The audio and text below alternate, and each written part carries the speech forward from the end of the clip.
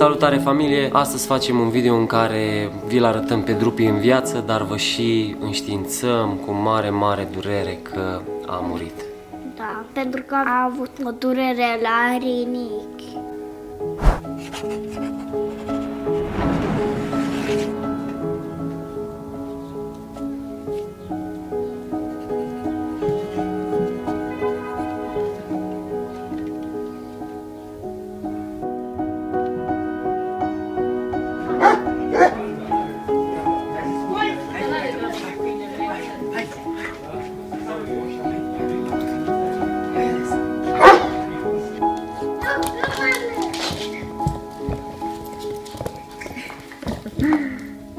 Drupi, nu? Nu?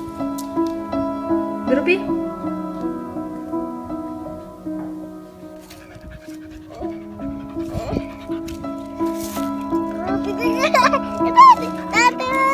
Da, vă văd!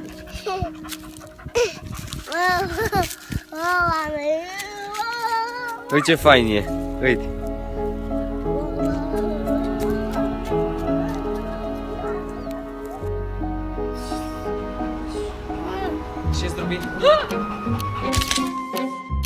Amza aici, mami era cu mâna pe tine, pe burtica ei și anunțam tuturor că o să fie un nou membru în familia Mateș. Drupi avea 9 ani, mergea spre 10. Acum, nu știu, eu m-aș fi așteptat să trăiască mult mai mult. Speranța de viață la rasa de Golden și de Labrador e cam 10-12 ani, cam așa am găsit și pe internet. Că noi aveam impresia că el s-a îmbolnăvit de tânăr, dar deja l-aveam de 9 ani. Ne-am simțit dator să vă spunem și vouă, încă de când s-a întâmplat. Nu, a fost greu. Chiar dacă o să fiți, dragilor, triști, puteți să plângeți dacă vreți. Drupi! Du-te înapoi. Drupi, unde e? Trebuie să vezi înapoi. Da.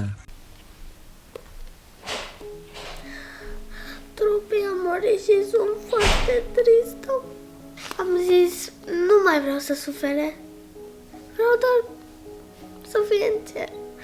Și da, el o să fie un câine foarte bun și este un câine foarte bun. Eu am suferit mult pentru că Drupi a murit. Da, sunt fericită, adică nu sunt fericită pentru că a murit. Adică mă simt mai ok pentru că știu că acum nu mai suferă. Mereu când îmi rămâne un sandwich din ghiozdan de la școală, că nu mai pot să-l mănânc, mereu îi dau lui.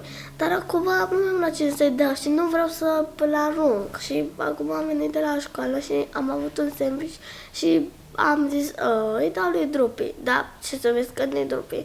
Și după aia m-am gândit. Drupi a fost și pentru mine va fi câinele familiei și câinele copilăriei mele. Lătratul lui, fața lui mereu fericită. Ce bine arăți, Drupi, acum, bravo!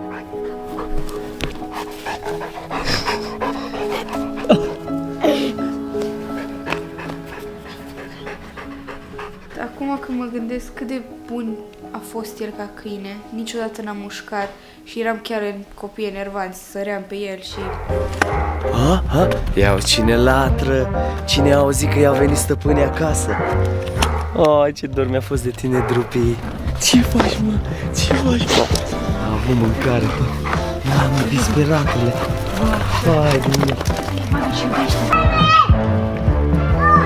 Am venit acasă și mă așteptam să aud lătratul ăla în momentul când am parcat mașina, dar nu se auzea niciun lătrat. În momentul în care am deschis poarta, mă așteptam să vină la mine să alerge, dar nu mai vine. Vă dați seama, el a fost ca un membru în familia noastră și este un câine atât de iubitor și de... Și nu mușca niciun câine. N-a mușcat niciodată, Nici alți câini. Cel mai loial câine. Scarlett, iubita. Da, a fost un câine foarte bun. Îl avem de la 3 luni, de la 2 luni jumătate cu noi. E un câine, dar a fost ca parte din familie. Ce face, mă?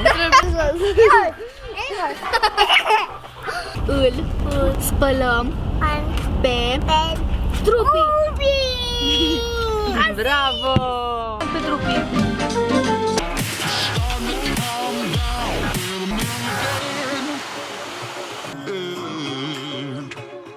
Hai în casă, hai. Mamă, ce de mult n-ai fost în casă, Drupi. Culcat! Bravo!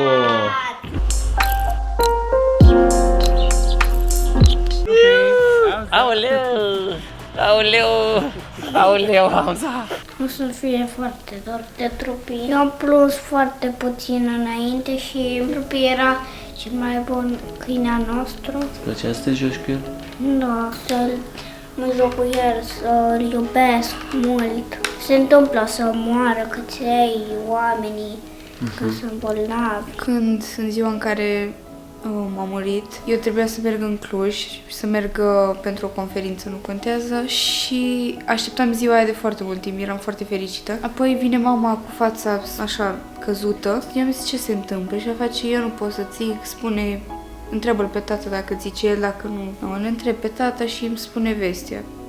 Da, e un moment dificil pentru noi, un moment dificil în special pentru copii. Partea asta emoțională o gestionează cel mai greu. Eu am suferit cel mai tare atunci când l-am văzut și știam că e ultima dată când îl mângâi și am văzut cât de rău se simte și parcă așa, mă simțeam neputincioasă, nu aveam ce să-i fac și știam că asta este singura variantă. Nu venea să cred că am ajuns acolo, poate mi-aș fi dorit să-l găsesc mort, dar ar fi fost foarte crunt pentru el să mai stea așa. Fiecare zi era cumplită. El a avut o boală renală în momentul în care noi am descoperit-o. Doctorul ne-a zis că nu se mai prea poate face nimic. Dar am zis totuși să încercăm, i-am făcut nu știu ce, câteva tratamente, i-am pus perfuzie de vreo 3 ori, cred, și a 3-a oară nu am putut să merg eu să merg cu el la cabinet și am avut proasta idee să o trimit pe Scarlett și pe verișoara ei la cabinet. Și Scarlett s-a dus și când a văzut totul i s-a făcut milă și a leșinat. Și m-a sunat doctorul veterinar să-mi zică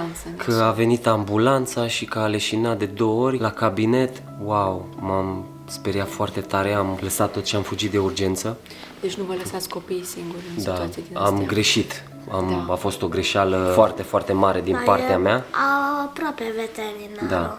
Mi-aș încadra greșeala asta să o trimit pe Scarlett mai ales în categoria prostiei, dar nu trebuia să o fac. Apoi ne-am oprit cu tratamentul pentru că nu vedeam nicio îmbunătățire, iar după vreo câteva săptămâni, când a început să nu mai mănânce, să nu mai poată să se ridice, stătea în studio, mai știți voi, apare prin vloguri unde editez eu locul ăla. Și vomita. Drupi.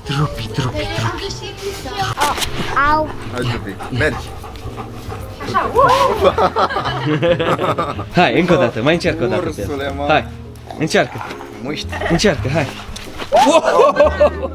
Te Drupi, așteaptă. Așa. Ușor. Hai să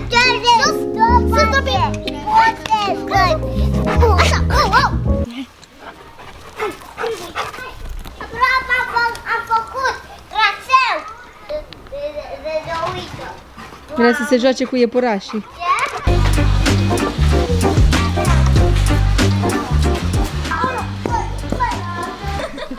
Drupi!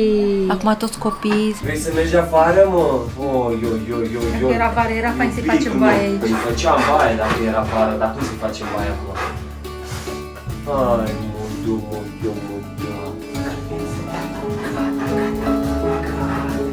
ne vedem curând la un nou vlog!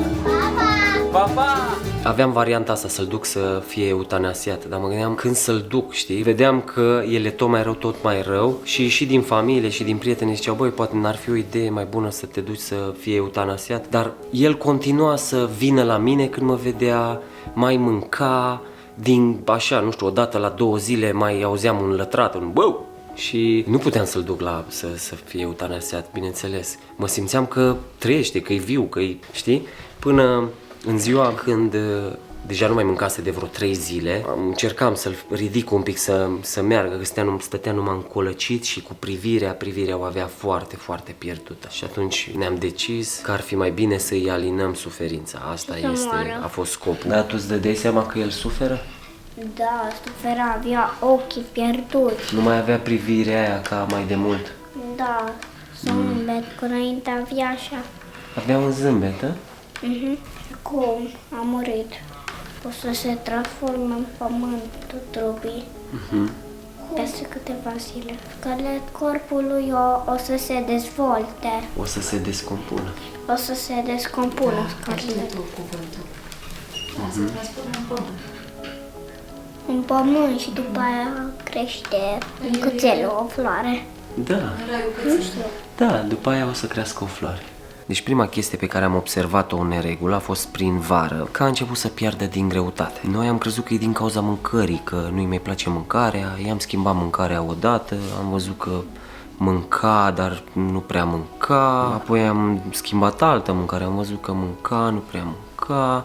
După aia ne-am dus cu el la doctor, am zis hai să-i facem o deparazitare, poate are viermi intestinale, asta e o chestie comună la câini. El stă în curte, nu este un câine de casă, ar fi imposibil să ținem în casă, că e un câine de talie mare, lasă mult păr, are nevoie de curte, de mișcare. Și da, am pus pe seama viermilor intestinali, dar nu s-a întâmplat nimica. L-am mai lăsat un pic, am zis, a început să mănânce, am schimbat noi mâncare, dădea mâncare udă, nu mai prea mânca boabe și am zis, poate asta e un semn bun, o să se întâmplă să se îngrașe și își revine și aia. Dar tot slăbea. Când am venit din Dubai, chiar slăbise, adică așa, noi am lipsisem cât 13 zile, ceva de genul ăsta. Pe vloguri pare că am fost plecați o lună, dar nu am lipsit atât de mult. În timpul ăsta, fratele meu, uite, se ocupa de el, mai am un vecin aici care tot timpul, noi stăm curte în curte cu fratele meu, cu nepoței, cu verișorii, are și un cățel aici, partener, cățelul nepoțeilor, dar când am venit era și mai slab, dar nu dădea niciun semn de boală sau de suferință, adică el era foarte zâmbitor, dădea din coadă tare, sărea pe noi, doar arăta diferit. Apoi am mers și am făcut analize, asta a fost prima chestie care a recomandat-o doctorul, să facem analize. I-am făcut și nu știu din ce teste au ieșit acolo, era clar că are o boală renală, nu mai țin toate detaliile astea. În momentul în care faci analize și detectezi boala asta, deja este mult prea târziu. Iar în momentul în care el începe să piardă deja în greutate, este mult prea târziu.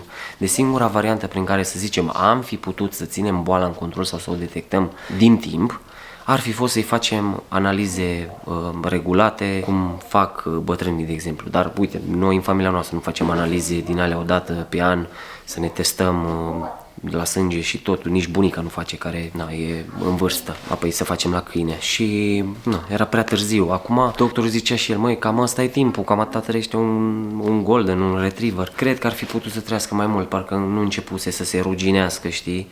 Așa, adică să meargă greu și să vedem că am îmbătrânit în trup. El era foarte ager și viu. Asta e foarte multă blană moartă și asta trebuie să cadă jos. I-a mai făcut treaba asta de vreo câteva ori. Hamza! Bumba. Da. 6 drupi, 6 drupi. Așa, toți copiii aici spală de drupii, hai! A fost un moment foarte greu și pentru mine să-l duc, să stau acolo cu el și să știu că o să primească o injecție, să doarmă, iar apoi o să mai primească o injecție de la revedere. Și am stat așa, l-am privit în ochi și m-am gândit, Doamne, ce e viața, știi? Când îți moare cineva drag, un om, te gândești, bă, și eu o să ajung să mor, că toți, asta e ceva natural. Toți vom trece pe acolo și animalele trec pe acolo și natura trece prin asta, știi? Și mă gândeam, eram și cu doctorul și ne gândeam, bă, cum să trăim viața și să fie doar atât? Cum să nu existe un Dumnezeu, cum să nu existe bine și rău, viață și moarte? Clar există, o vedem cu ochii noștri. Și a fost acolo, știi, când îl țineam așa de cap, iar am avut un moment așa de realizare că toți suntem ca un abur. Venim și trăim și apoi plecăm din lumea asta. Bine, frecați! Da. Ioi, ce scump e!